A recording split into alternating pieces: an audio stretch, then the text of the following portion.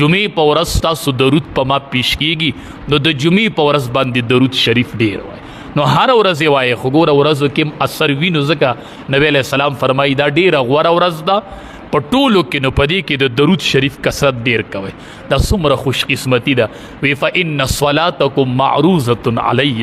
نبی علیه السلام وایي ستاسو درود د جمعې په ورځ په ما پیش کیږي ښه نو درود په ما ډیر وایي ستاسو درود ما باندې پیش کیږي د جمعې په ورځ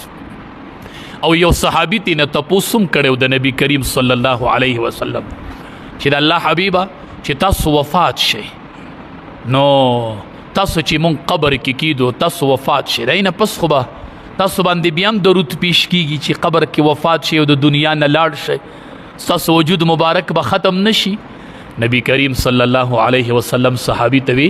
ان الله حرم علی الارض اجساد الانبیاء ای صحابي یوازې زمانہ د 1,40,000 کم و بیش انبیاء وجودونه الله په ځمکه حرام کړي دي ښه دې ته ځمکه څه نشي ویلی ښه